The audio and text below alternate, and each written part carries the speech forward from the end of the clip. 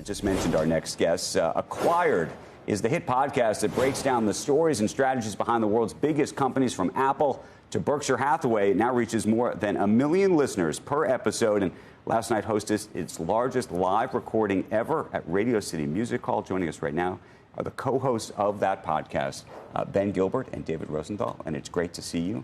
And I should say I made a very brief little cameo last night, which was kind of fun. It's been about 7 hours since well, you guys were up to what, 12:30 last night? We're on 3 hours sleep. Yeah. And you had Jamie Dimon, and you had Barry Diller, and you had Meredith Levien from the New York Times, and you had Howard Schultz making a surprise entrance to this whole. We had Starbucks this morning. Well, you might need that. Yeah. So tell us about the podcast business, because as Becky was mentioning just off camera, you guys have made this work in a remarkable way. You do these very deep dives. This started, what, 10 years ago now? I mean, how long? 10 years. 10 years. What was the genesis of it in the beginning? Well, the genesis of it was Ben and I were friends. We were coworkers, and we wanted an excuse to hang out more. And for 3 years, this was a hobby. We didn't even have a legal entity. We had nothing no except we had a few hundred listeners, and we were like, this is fun. And somehow it became this. And when you first started, was the plan just to do this, like you were just trying to learn about the businesses and then just talk about it? And then did the people who you were talking about start to call you? What? So I was starting companies, David was investing in companies, and the whole thesis was if we understand what made the great businesses really successful, then we should be able to apply that to our own work. And it turned out that over the next 10 years, we accidentally started this company. Acquired is our company, and we sort of tried to take as much that we can from learning of all the companies we've studied and bring it into our world at Acquired. Okay, how often do the CEOs or the people that you're talking about call you afterwards and either say, I agree with you, or I completely disagree with your analysis of how this really happened? We almost always get a call afterwards. The interesting ones are when we don't get a call afterwards. Almost never do we get a call that's saying we disagree. So we take the no calls as disagrees. or Rolex did not reach out. It almost makes it better that Rolex didn't reach out because we made a big deal out of the fact that Rolex doesn't communicate with the press. And true to form, we didn't get the call. Were you, I don't remember. Were you nice? You were not nice to Rolex. No, we were very nice to Rolex. I think they built an incredible machine, and they make great products. Part of Rolex's whole ethos of its strategy maybe is they have no press communication, period. You guys look at successful companies for the most part, and you're trying to figure out what makes them tick. So it's not usually a takedown of sorts, but you're just trying to figure out what the secret success is. Yeah, we look at the extreme outliers that are ubiquitous today, that everybody knows, that feel huge, that have always been here. We try to figure out, at some point they were nothing. Where did that change and why? And what can other people learn from those inflection points in the business? So is there is there like a thread here? If you had like 1, 2, or 3 things to say, just generally now that you've done this for a decade, about these successful companies, these outliers? They're almost always founder-led.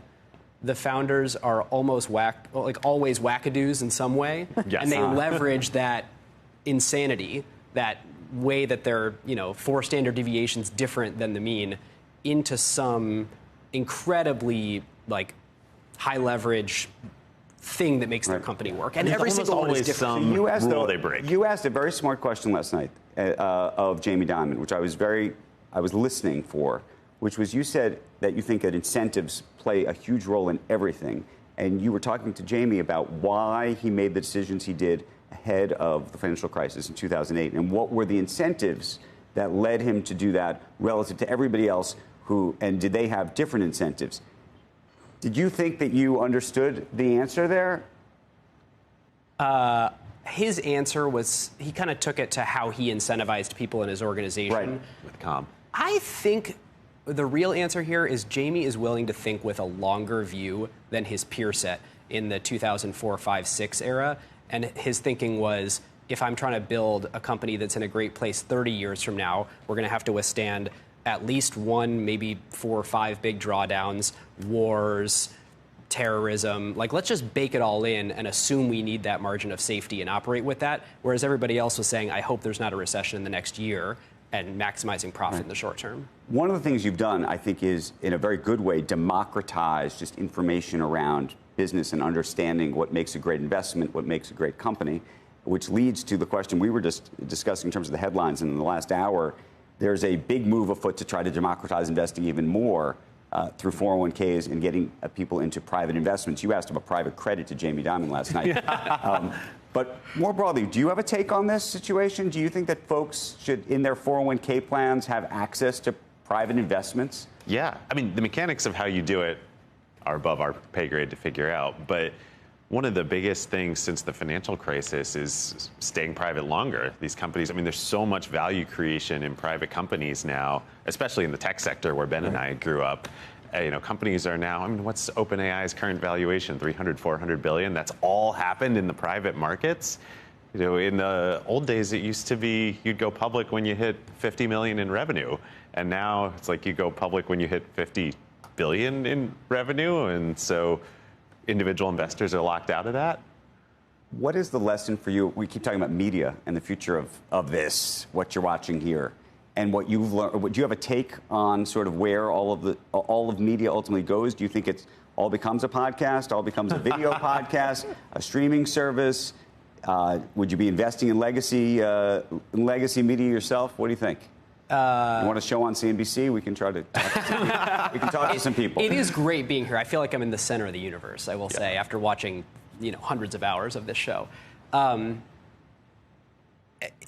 All media has a job to be done. And I think one thing that we learned from having a big piece in the Wall Street Journal last year is there's a lot of talk about the creator economy and about new media and about podcasts and about you can do this stuff on a shoestring budget.